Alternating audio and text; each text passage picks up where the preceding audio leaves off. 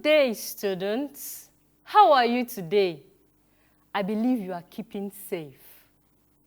My name is Yewande Demain, and I will be teaching mathematics. I'm excited to be here again today. We will be looking at a very interesting topic today, which is the Pythagorean theorem. But before then, let's quickly have a recap of what we did in the previous edition.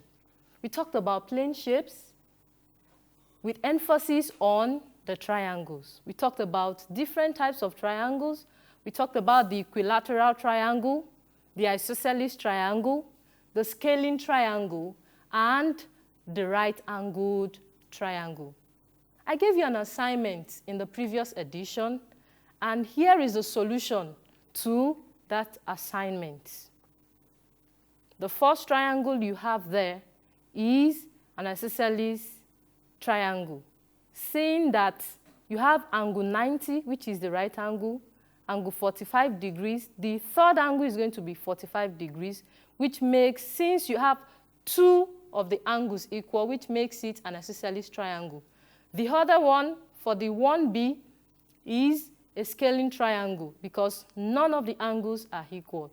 And I believe you can see the solution to the second question on your screen.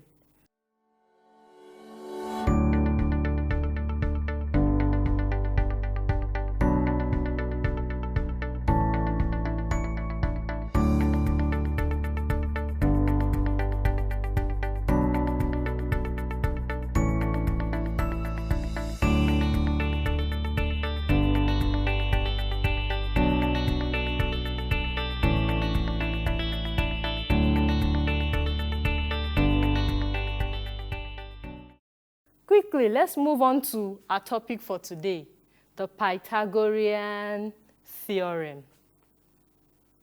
In life, there are so many principles guiding the things we do. So also, God did not leave us without principles by which we can live a godly life. The Pythagorean principle is the Pythagorean theorem is the theorem guiding the right-angled triangle. And I believe you remembered in the previous lesson, we explained, or I talked about the right angle triangle in details. It is a triangle formed when you have a vertical line and an horizontal line. Then you have an inclined line meeting. Then you should not forget that what makes it a right angle triangle is because of the right angle. And I believe you remember what the value of that right angle is. Yes, angle 90 degrees. Good. That said, let's move on to what Pythagorean discovered about the right-angled triangle. The one who propagated this theorem is called Pythagoras. You know, that got me thinking, someone discovered this. I should do something in my life that will count even when I leave. Good. So let's move on to what Pythagorean discovered about a right-angled triangle. This principle is what guides the right-angled triangle. But before then, it is important for you to be able to identify the longest side of any given right-angled triangle. And the name of this longest side is called the hypotenuse. How do you identify the hypotenuse? Simple and straightforward. It is the side, it is the longest side of the right-angled triangle, and it is also the side facing the right angle. Let me repeat that. It is also the side facing the right-angled triangle. Let me draw another right-angled triangle. If I label this side as A, I label this as B, and I label this side as C. Which of this side is the longest side? Let's see. First of all, you need to consider the right angle and look at the side facing it. From what you can see here, the side facing the right angle is what? Side C. So it means that side C is the hypotenuse. So this is the hypotenuse, and this side C is also the hypotenuse of this triangle. So the hypotenuse of any right angle triangle, one is the longest side, and it is the side facing the right angle. Now, having said this, let's move on to what the Pythagorean theorem is about. The Pythagorean theorem simply states that, I told you that it is the law governing the right angle. It simply states that in a right-angled triangle, the square of the hypotenuse is equal to the sum of the squares of the other two sides. Let me give you this in summary and in form of an equation. Let us consider this right-angled triangle. This is side C, A, and B. I believe we are together. Now, the hypotenuse, like I said earlier on, is the longest side and the side opposite the right angle. What Pythagoras said in his principle is that the square of this hypotenuse, which is what? C squared, is equal to the sum of the squares of the other two sides, which means you take the square of A plus the square of B. This is what the theorem is talking about. I want you to keep this and always remember that anytime you see a right angle triangle, this principle will always govern it. C here stands for the hypotenuse. For short, whenever you see hyp, HYP, you're talking about the hypotenuse, while the A and the B are the other sides of the right-angled triangle. So let's move on to example 1. This theorem is to help you find the missing sides of any triangle. And it is also to help you check if the triangle is truly a right-angled triangle. If it is a right-angled triangle, then this equation must hold. Example 1. So in example 1, you were asked to find the missing side of the triangle below. Find the missing side of the triangle below. This side is 4 centimeters. This side, 3 centimeters. And this side is C. Now we know that C is the missing side. How do we solve this problem? Simple and straightforward. The first thing is, let's identify if this triangle is a right-angled triangle. If it is, then we apply the Pythagorean theorem. With this right angle here, it tells us that this is a right-angled triangle. And then, after you've been able to identify that it is a right-angled triangle, you should be able to identify the hypotenuse. Now look at this. This is the right angle and this is the side opposite it. Then this means that our hypotenuse is equal to C. Don't forget, I gave you the equation for the Pythagorean theorem. That it is C squared is equal to A squared plus B squared. So here, our C is the hypotenuse. That is what we are looking for. Our A is 4 centimeters.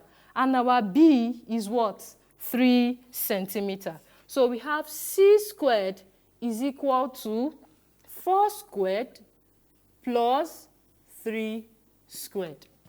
So we have C squared is equal to 4 squared means 4 times 4. And 4 times 4 is 16. Plus 3 squared means 3 times 3, which is 9. So we have C squared is equal to 16 plus 9 gives 25. So now we have c squared is equal to 25. How do we find c? We are looking for c, not c squared. So it means you need to take the positive square root of both sides. So if we take the square root of the left-hand side and the right-hand side, the square root of c squared will simply be c, and the square root of 25 is simply what? 5. So that tells us that the missing side is 5 centimeters. Students, please always remember to include your units in your answer. A lot of students make that mistake. Please always remember to include your units in your answer. So at the end of the solution, we see that the longest side here is C, which is what? 5 centimeters. You can check if this is correct. Don't forget, the Pythagorean theorem states that the square of the hypotenuse, which is what? 5 squared, must be equal to what? 4 squared plus 3 squared. 5 squared is 25, 4 squared is 16, plus 9. We see that we have 25 on both sides. So this shows us that we are correct. And there's one thing I also want to mention, that these three sides of the right angle triangle, we call them the Pythagorean triple. We call them the Pythagorean triple. So for this example, the Pythagorean triple is 3, 4, and 5, where 5 is the longest side and it is the hypotenuse. You can see that we have 1, 2, 3 of them. So it is called the Pythagorean triple. Quickly, let's move on to example 2. Example 2. Example 2 says, a ladder 13 meters long is placed on the ground such that it touches the top of a vertical wall, which is 12 meters high. Find the distance of the foot of the ladder from the bottom of the wall. How do we solve this question? I believe you have used a ladder before. And if it is the straight kind of ladder, there's no one that climbs that ladder while it is vertical. It must be inclined. So let's represent this with our right angle triangle. So this represents the wall. The wall is always vertical. And we are told that the wall is 12 meters high. We have a vertical ground. And of course, this angle is angle 90. A vertical line and an horizontal line will always form angle 90 degree. And of course, the ladder, how do you expect it to stand? It will definitely be inclined. So this is our ladder, this is the wall, and this is the ground. We are told that the ladder is 13 meters long. The ladder is 13 meters long. The question says you should find the distance of the foot of the ladder, which is from here to the bottom of the wall, which is here. Let's represent this with x. How do we find this unknown? We make use of our Pythagorean theorem. The first thing to do is you should identify the hypotenuse, and you can label the side if you deem it fit. So you agree with me that this becomes our C. The Pythagorean theorem is simply C squared is equal to A squared plus B squared. So since this is the side opposite the right angle, this 13 meters, so that becomes what? Our hypotenuse. So our C here becomes what? 13. So we have 13 squared is equal to, our A is 12 squared. Then we have plus B. Now our B here, instead of having B, we could put X here because we represented the unknown side with X. I believe we are together. So what's the square of 13? The square of 13 means 13 times 13. And 13 times 13, I believe you know it, 169. So we have 169 is equal to 12 squared, which means 12 times 12. 12 times 12 is 144. 144 plus x squared. So the next thing is, let's try to eliminate this 144 from this right-hand side. How do we do that? It's either you subtract 144 from the left-hand side and the right-hand side, or you collect like terms. Okay, let me collect like terms. I'll bring the numbers together. So I have 169 minus 144. I believe you remember why this is minus. I told you in the previous edition that once you have a number crossing the equality sign, the sign of that number changes. This was plus 144, so it comes here to become minus 144 is equal to x squared. 169 minus 144 gives us 25. So 25 is equal to x squared. Like we did in example 1, we need to take the positive square root of both sides so that our x will stand alone. So we have 25 is equal to x squared. So I've taken the square root of both sides. The square root of 25 is 5, and the square root of x squared is x. So we can conclude by saying x is equal to 5. The unit is in meters. Don't forget, always include the unit. You can therefore conclude by saying the distance between the foot of the ladder and the bottom of the wall is 5 meters. This is a beautiful application of the Pythagorean theorem. If you don't know the length of your wall at home, you know you can use this theorem to calculate the height of your sitting room. Once you know the length of your ladder and you know the distance between the distance between the bottom of your ladder and the wall. Using Pythagorean theorem, since your wall is, we have the vertical wall and the horizontal ground, you'll be able to use this theorem to calculate the height of your wall without even climbing the ladder. You can see the beauty of Pythagorean theorem. Good. So let's move on to example 3. Example 3. Find the area of the rectangle below, given that its diagonal is 10 centimeters. Find the area of the rectangle below, given that its diagonal is 10 centimeters. Here is a rectangle. You can see that the application of the Pythagorean theorem is very vast. Then we have the diagonal. The diagonal is that line that runs from one vertex of the rectangle to the other end. I believe you can. Then you can have another diagonal this way. So we are told that the diagonal is 10 centimeters and the length here is 8 centimeters. How do we solve this problem? I believe you remember that the area of a rectangle is simply what? The length times the breadth. The length times the breadth.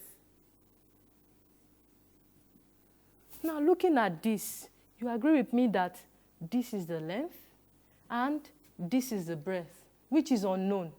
So it means we need to find the breadth for us to be able to find the area of this rectangle. How do we do that? It's simple. Since you know that each of the angle in a rectangle is 90 degrees, if this is 90 degrees, then it means we have a right angle triangle. Problem solved? Good. Now that we've seen our right angle triangle and we know that this is our breadth, which we need to find the area, how do we solve this problem? Pythagorean theorem comes to the rescue. So we have, don't forget what it says. It says c squared, okay, let me state this so you can see it. Using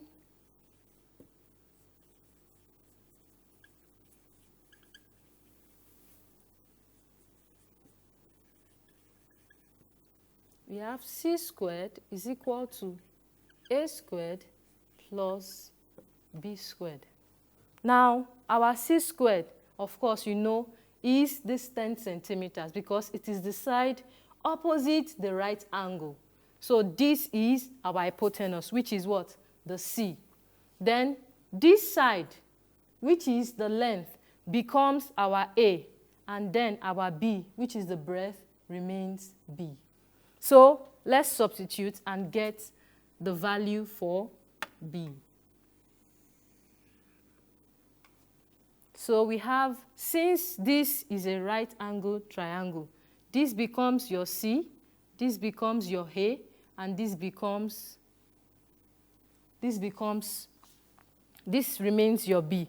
So let's substitute to get our values. Our C is 10, so we have 10 squared is equal to, our A is 8 centimeters, so which is 8 squared plus B squared. So let's evaluate to get the value of B.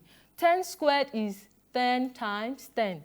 And 10 times 10, you know, is 100. Is equal to 8 squared is 8 times 8. 8 times 8 is 64 plus B squared. So let's collect like terms. We have 100 minus 64 is equal to B squared. So 100 minus 64. That gives 36. So we have 36 is equal to B squared. What do we do here? I believe you said we should take the square root of both sides. That's correct. So let's take the square root, that's the positive square root of both sides, knowing fully well that we cannot have a negative length. So we have the square root of 36 is 6. And the square root of B squared becomes what? B. So here we've been able to find the value of B, which is our breadth. Now it's simple for us to find the area. Now the area simply from here, which is length times breadth, the area then becomes, our length here is 8 centimeters. Okay, let me have 6 is equal to B.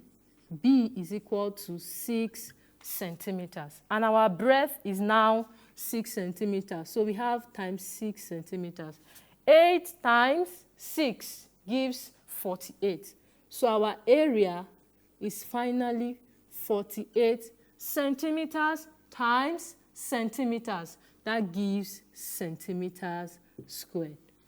So that's the final answer. We've been able to find the area of this rectangle to be 48 centimeters squared. There's something I mentioned earlier on which I need you to pay attention to. It makes finding the side of a right angle triangle pretty easier once you get familiar with them. And it is referred to as the Pythagorean triple. The Pythagorean triples. So they are always in 3 sets, and the 3 sets represent the sides of a right angle triangle. In our example 1, I gave you one of those sets. You have 3, 4, 5, where 5 is the longest side, and that's the hypotenuse of the right angle triangle. In our example 2, we saw another set, which is 5, 12, and 13. Where 13 is the hypotenuse representing the longest side. In this example 3, we could see that in that rectangle, the length is 8 centimeters, the diagonal is 10 centimeters, and the breadth we found was 6 centimeters. So another Pythagorean triple is 6, 8, and 10. We have so many other examples, like you see on your screen. We have 9, 12, 15, 8, 15, 17, 12, 16, 20, 15, 20, 25. We have 7, 24, and 25. Those are examples of the Pythagorean triple. So anytime you see, for example, a right angle triangle, and you were given just two sides, once you're familiar with the Pythagorean triple, you immediately know the third side. For example, if you see a right angle triangle with two sides having 3 and 4, then you definitely know quickly that the hypotenuse will be what? 5. So this is the essence of the Pythagorean triple. This said, I'm going to give you an assignment that we'll review in the next edition. But don't forget, I said earlier on that the Pythagorean theorem states that in a right angle triangle, the square of the hypotenuse is equal to the sum of the squares of the other two sides. In summary, don't forget this. C squared is equal to A squared plus B squared. Keep this wherever you go. God bless you. Stay safe.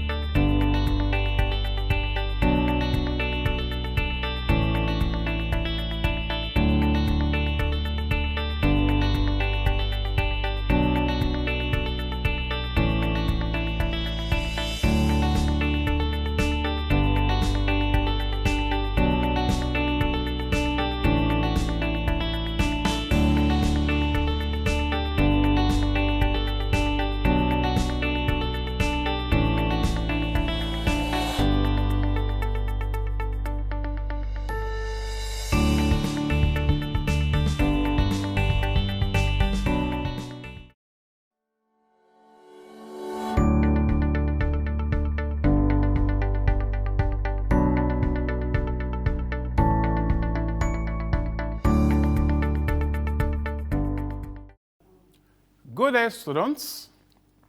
You are welcome to another edition of CRSM School in the Air. I want to believe that you have enjoyed your lockdown break all along. My name is Taiwo Alamu, and I'm here today to teach literature in English. I'm here today to teach literature in English. And the topic we shall be looking into this today is literary appreciation. Literary appreciation. I'm of the opinion that by the time this lesson will come to an end, you'll be able to define literary appreciation. That is, you'll be able to say what literary appreciation is all about. Again, you'll be able to state the relevance of literary appreciation in literary works. You'll be able to state the relevance of literary appreciation in literary works. You'll also be able to mention and explain some figures of speech. You'll be able to mention and explain some figures of speech. And so we shall move straight to business. What is literary appreciation? What is literary appreciation? I'm sure before now, you might have read from various textbooks on this same idea we are discussing today. And probably you have read various examples of this. You have read how ideas are used in various, how literary appreciation is extracted from various works of literature. But I want us to know today that there is more to literary appreciation than you should know. What exactly is literary appreciation?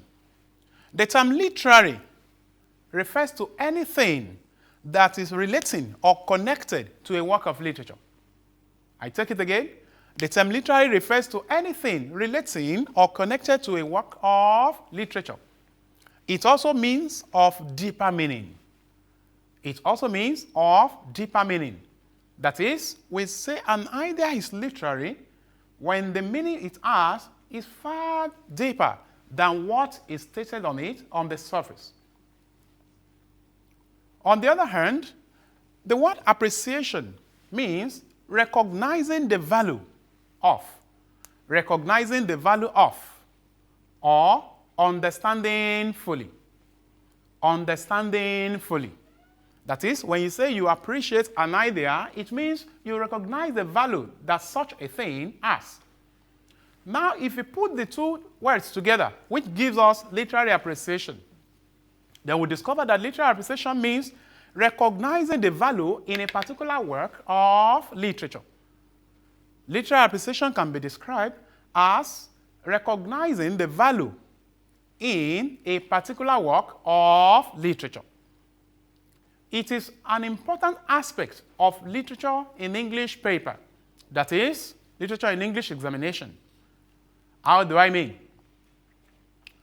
We know from the Bible, in the book of Genesis, that after God formed the world, we read that the world was void, and it has no form, and dark, and the Spirit of God was moving upon the surface of the earth.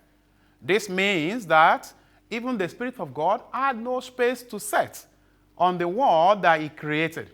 And what did God do? He commanded light to come. And it was after the light came that the world took its shape. If you apply this in literary appreciation, we will discover that various works, literary works by great writers that we know, I'm sure you know some of the great writers I'm talking about. We talk of Wole Soyinka. We talk of Chinua Achebe, of blessed memory.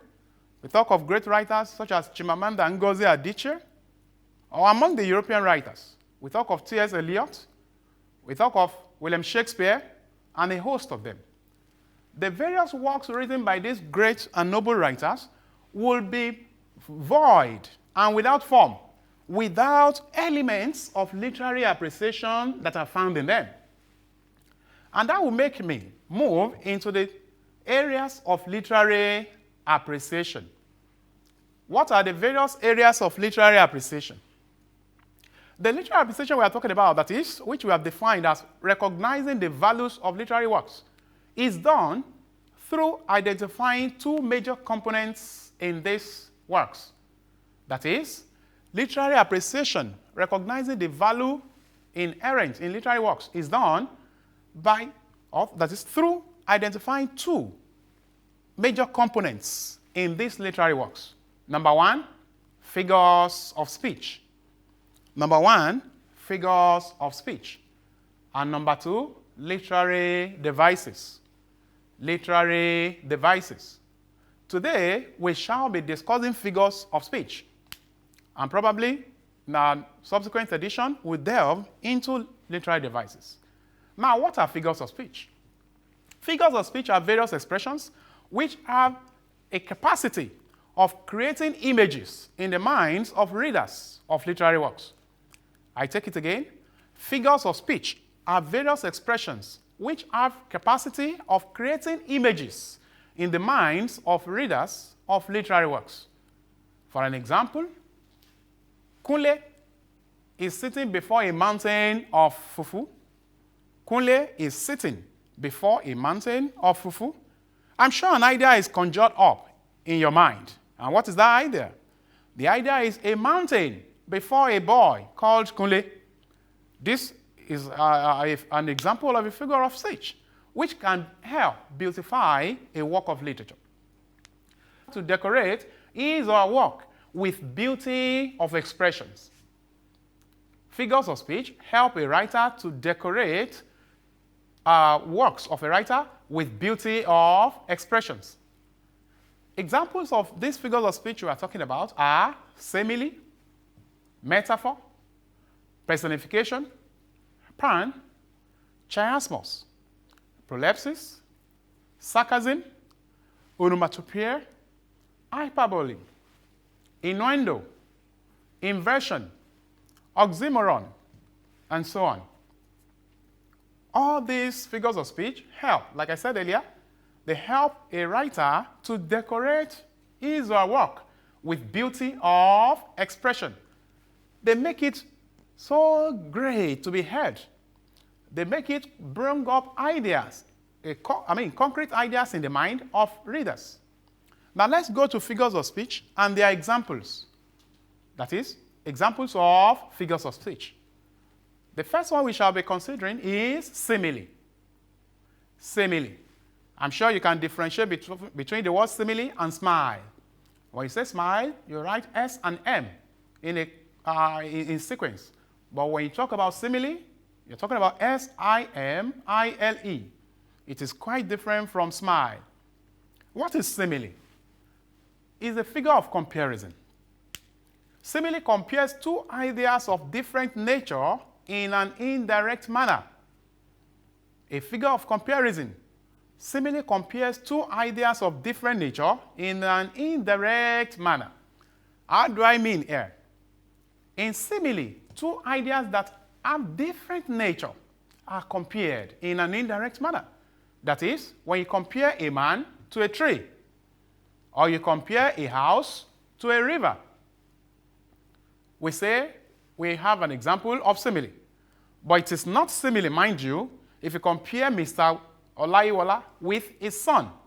You compare Mr. Smith with with his daughter. That is not simile, for you compare a human being with another human being. Simile takes as or like to compare. We said it's an indirect comparison. And so its essence of indirect comparison lies in taking as or like to compare. E.g., from the one of the works of Niyi Oshudari, Professor Niyi Oshudari, the poem titled The Leader and the Led.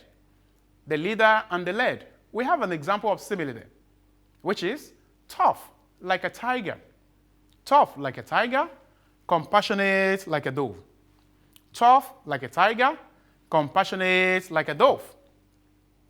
The word like, used in the two sentences contained in this line, shows a person being compared to two animals. A human being is said to be tough. That is, he has a similarity that can be compared to that of a tiger, at the same time, like that of a bird called dove. Another example is from David Rubadiri's Stanley Meets Mutesa. Stanley Meets Mutesa by David Rubadiri. In that poem, the poet says, Nile and Nyanza lay like twins. Nile and Nyanza lay like twins. Nile and Nyanza are two rivers in Africa. And there is proximity. That is, these two rivers are not far away from each other. And so we say the two rivers lay like twins. Metaphor. What is metaphor? This is another figure of comparison. Metaphor is a figure of speech which compares two ideas of different nature in a direct manner. I take it again. Another figure of comparison. Metaphor is a figure of speech which compares two ideas of different nature in a direct manner. If you are following me, you will discover that we have a little difference there. We said that simile compares in an indirect manner, but talking about metaphor now, we said that it compares in a direct manner. It is a sharp comparison which equates one idea with another. It is a sharp comparison which equates one idea with another. Metaphor as a figure of speech operates on what we call principle of equation. Metaphor operates on principle of equation. That is, it simply makes something equal to another. Unlike simile, metaphor avoids the use of as or like. And that is why we call it a sharp comparison. Metaphor avoids the use of as or like. That is where its essence of being a sharp comparison lies. For example, we say Christopher is a bull. Christopher is a bull. Here is a human being called Christopher, whom we liken to a bull in a direct manner.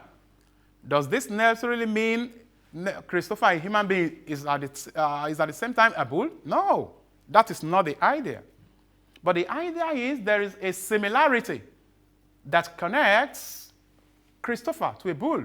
Probably his strength, his mode of movement, or the fact that he has a lot of energy in him.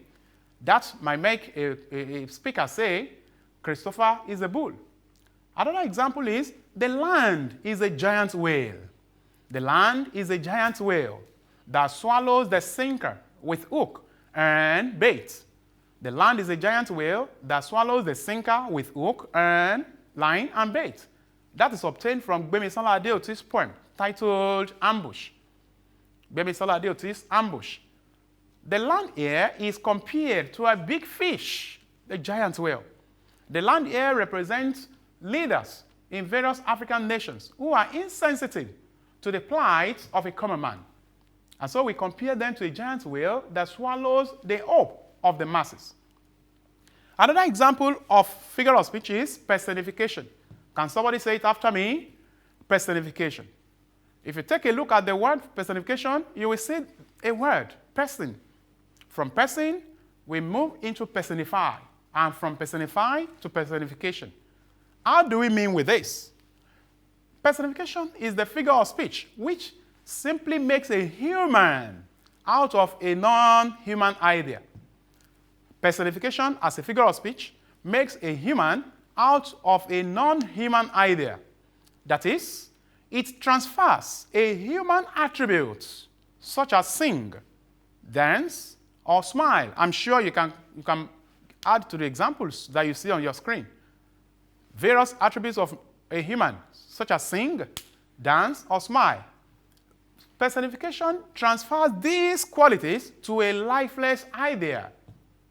For example, we say, the sun smiles in the sky. The sun smiles in the sky.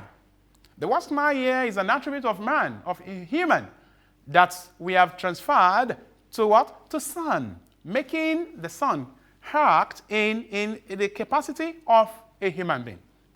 Another example is obtained from Chibuike Onus, a government driver on his retirement. Chibuike Onu, a Nigerian poet, wrote about a government driver who has served for a period of 35 years, but now is going on retirement. And so, one of the lines of the poem reads, "Today frees and makes me a king. Today frees and makes me a king." The word today is personified. That is, attributes of human, such as free and makes, are transferred to the what? To the word today. Which means it has been personified. The next one is pan. I want somebody to pronounce that. Everybody say pan. P-U-N, pan. What is pan? This is a mere play upon words. Pan is a figure of speech that plays upon words. It involves the use of an inappropriate word in a particular context for the sake of the similarity in the sound of the word with the appropriate one. What are we talking about? Pan is a play upon words. It is a figure of speech which makes a play or a joke on two words that are of the same sounds, but one is used where the other should be used. For example, we have the word pray, P-R-A-Y, and we have the word pray, P-R-E-Y. Pan will simply interchange one for the other. That is, it will use one where the other should be used, since they have a similar pronunciation. Pun is often used by writers to create humor. The essence of using pun in works of literature is to create a sense of humor. For example, 7 days without food makes 1 week. 7 days without food makes 1 week. There is a sense of humor in something here. We take a look at 7 days. We all know that when we talk about 7 days, it makes what? 7 days make a week. But look at the word week that we have here. Rather than W-E-E-K that comes up in your mind, we simply say W-E-A-K. There is a play upon the two words, week and week. That is, when a man goes for 7 days without having anything in the belly, it makes his body weak, or it makes such one weak. We have another example. I am a mender of bad souls. I am a mender of bad souls. Therefore, give me your troubled souls. I am a member of bad souls. Therefore, give me your troubled souls. What is the speaker saying here? In the first instance, when we say I'm a member of bad souls, the souls expected by a reader is S-O-L-E, the soles of a shoe. But the writer interchanges that and says, I'm a mender of bad souls, the soul of a human. And therefore goes ahead to say, therefore, give me your troubled souls. The souls expected after the word trouble is S-O-U-L-S. S-O-U-L-S. But the writer surprises you by using the word S-O-L-E-S. This is a mere play upon words. This is a mere play upon words. Before I come your way on the next edition of this program, I'm going to leave you with this assignment. I'm sure you have learned one thing or the other. So far, we have discussed 4 figures of speech. We have also mentioned what figures of speech are. Likewise, we have been able to define literary appreciation.